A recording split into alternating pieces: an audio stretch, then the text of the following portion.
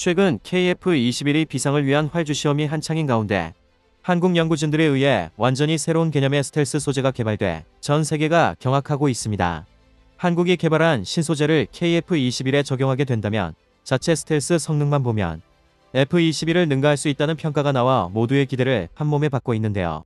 이것에 대해 중국 관영 매체에서도 대서특필하며 한국 전투기 개발 사업의 초긴장 상황임을 드러내 화제가 되고 있습니다. 특히 중국 매체는 자국 전투기와 러시아 전투기까지 언급하며 KF-21이 얼마나 위협적인지 시사에 눈길을 끌고 있습니다. 이렇게 전 세계가 KF-21에 관심을 보이고 있는 가운데 인도네시아가 얼마 전에 보인 행동에 대해 땅을 치고 후회하고 있다는데 자세하게 알아보겠습니다. 최근 비공개로 진행 중인 KF-21의 활주 시험이 전 세계를 놀라게 만들고 있습니다. 한국항공우주산업 관계자는 활주 시험과 관련해 지금은 계획된 개발 일정보다 한 달가량 앞당겼다고 말하며 순조롭게 진행되고 있다는 것을 밝혔는데요. 카이의 기술 지원을 나온 미 로키드 마틴 기술자들은 처음엔 실현이 어려운 석세스 오리엔티드 프로그램이라며 비관적이다가 지금은 경이적 미라클이라며 탐복했다고 할 정도입니다. 그러는 와중 미 로키드 마틴조차 이뤄내지 못한 스텔스 신소재를 한국이 개발하면서 방산업계를 뜨겁게 달구고 있습니다. 연세대학교 기계공학부 한재원 교수 연구팀이 레이저, 열영상, 밀리미터 레이더를 이용해 동작되는 다양한 유도무기들의 공격을 회피할 수 있는 첨단 다중 분광 스텔스 소재를 세계 최초로 개발해낸 것인데요. 연구팀이 개발한 소재는 가시광선에서 위장색을 구현하고 공격 무기의 추적을 회피할 수 있는 다양한 파장의 광을 흡수 혹은 반사하고 밀리미터파 레이더를 흡수하는 복합 기능을 가지고 있는 놀라운 성능을 가졌습니다. 이런 것이 가능한 것은 약 200마이크로미터 두께의 유연한 기판에 마이크론 크기의 금속 패턴 혹은 플라즈모닉 나노 반도체 금속 패턴 구조를 제작해 스텔스 기능을 구현했기 때문입니다. 이번 연구를 통해 개발된 스텔스 소재는 다양한 군사 장비에 부착해 사용할 수 있는데요. 한재원 교수팀이 개발한 다중파장 스텔스 소재 연구 결과는 광학 분야 세계적인 국제학술 지인 첨단 광학 소재 온라인판에 얼마 전 2차례나 게재됐으며 관련 기술에 대해 다수의 국내외 특허를 출원해 이 분야 국제 표준을 선점했습니다. 스텔스 전투기의 등장은 이미 오래전부터 있었지만 요즘 들어 이사 등 탐지 레이더의 발달로 스텔스 전투기가 어느 정도 탐지돼 그 이름이 무색할 정도입니다. 이 때문에 미국도 일정 부분만 F-22에 일제 F-35를 유지하고 나머지는 미사일 캐리어라고 불리는 F-15EX 같은 스텔스 전투기 개발에 열을 올리고 있는데요.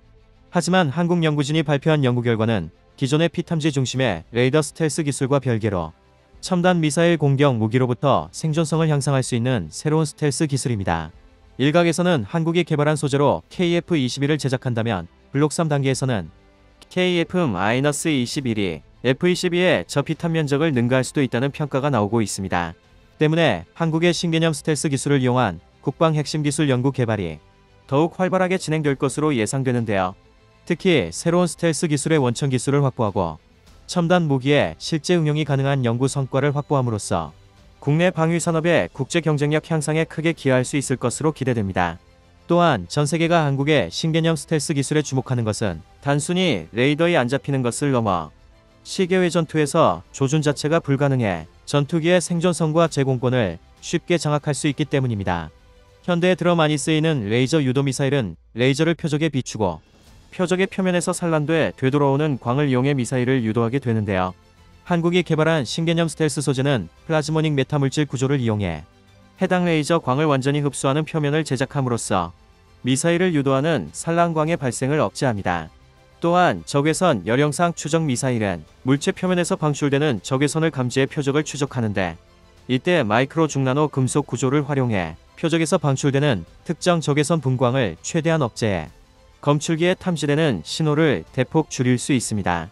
그리고 이 연구에서 개발한 스텔스 소재는 최근 첨단 유도무기에 널리 활용되는 밀리미터파 레이더 파장을 흡수해 밀리미터파 공격 무기를 회피할 수 있어 어떠한 유도무기도 한국의 신기술 앞에선 무력해집니다. 이는 이미 적외선 및 밀리미터 레이더 스텔스 및 투명 스텔스 소재의 대면적 시제품을 개발하는 데 성공했으며 연구 개발된 시제품을 이용한 적외선 영상 스텔스 기술 시험 밀리미터파 흡수 성능 평가를 진행해 이 같은 결과를 가져왔는데요. 한마디로 마음만 먹으면 한국은 언제든 신개념 스텔스 소재를 도배할 준비가 돼 있다는 말이 됩니다. 이 연구에서 개발된 첨단 스텔스 소재는 최근 국제적으로 주목받고 있는 K2 전차, K9 자주포는 물론이고 레드백 장갑차, 여러 종류의 군용 전술 차량 등 다양한 방위산업 제품에 활용할 수 있을 것으로 기대되고 있습니다. 한국에서 이런 발표가 있자 중국 관영 매체에서는 한국 전투기에 대해 이례적인 후한 평가를 내리며 상당히 경계하는 모습을 보이고 있습니다. 최근 중국 공산당 기관지 인민일보 인터넷판은 중국 국방부 보도를 인용해 최근 한국의 KF-21 시제기 3호기가 모습을 드러냈다면서 이는 당초 여정보다 한 달 정도 앞당겨진 것이라고 전했는데요. 그러면서 KF-21 전투기는 미국 F-22 스텔스기와 유사한 형상을 하고 있을 뿐만 아니라 한국이 개발한 신소재 때문에 스텔스 성능도 비슷할 것으로 전했습니다. 중국 매체는 특히 이살 레이더 등 통합 전자전 시스템에 깊은 관심을 보였는데요. 매체는 한국이 자체 개발한 이살 레이더의 최대 탐지거리는 약 200km이며 1m 미만의 표적도 선명하게 감지할 수 있다고 소개했습니다. 이는 자신들이 가진 레이더 성능을 훨씬 웃도는 것으로 러시아가 개발한 레이더보다도 성능이 좋다고 설명하고 있습니다. 이런 우수한 레이더는 시계회 전투에서 KF-21이 자신들의 전투기보다 먼저 보고 먼저 공격할 수 있으며 또한 신개념 스텔스 소재를 두른 KF-21 앞이라면 그저 자신들의 전투기들은 표적기로 전락할 수 있어 경계하고 있습니다. 또 전자광학 표적 추적장 미호국과 적외선 추적장 치아르스트를 탑재해 레이더가 꺼진 상태에서도 표적을 탐색할 수 있다고 전했는데요. 레이더는 전자전 장비에 의해 쉽게 추적할 수 있어 어느 정도 위치를 알 수 있지만 나머지는 추적이 어렵습니다. 그렇기 때문에 KF-21이 레이더마저 끄고 작정하고 스텔스 모드로 공중전을 펼친다면 중국 입장에선 아무런 소슬방도가 없는 것이 사실이기에 걱정이 이만저만이 아닙니다. 특히 중국 인민일보는 KF-21에 장착될 타우러스 공대지 미사일과 공중전에 사용될 M61A1 20mm 발칸포에도 관심을 보였는데 KF-21이 무력해진 방공망을 뚫고 중국 대륙 깊숙이 들어온다면 사실상 중국 군사시설은 초토화될 것이라고 예상하고 있습니다.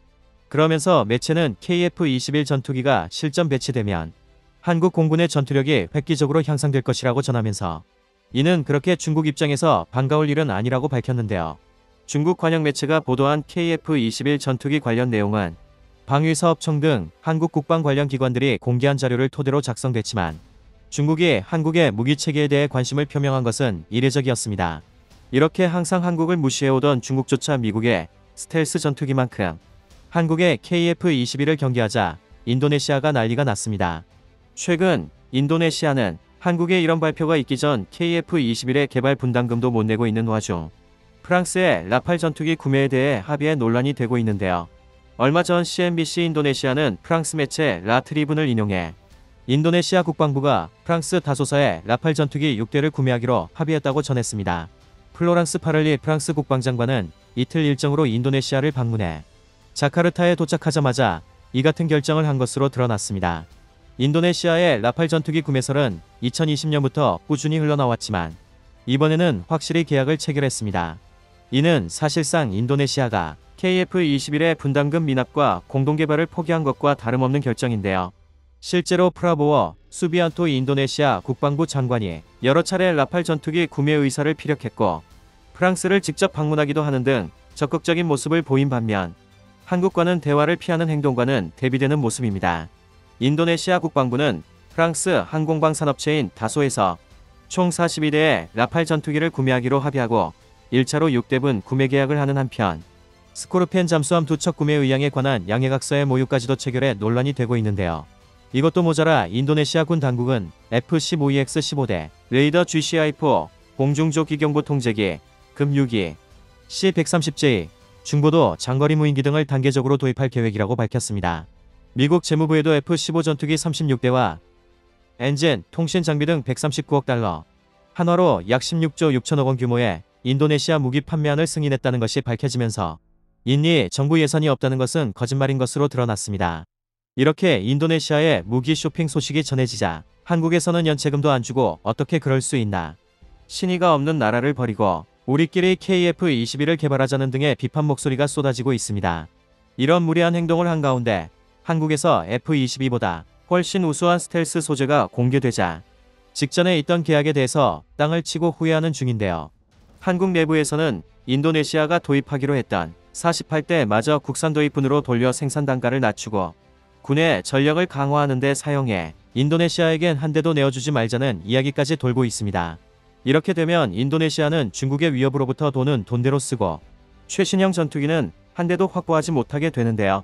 또 한 번 전 세계를 깜짝 놀래키는 한국에 박수를 보내며 KF-21의 성공적인 비상을 기대해 봅니다.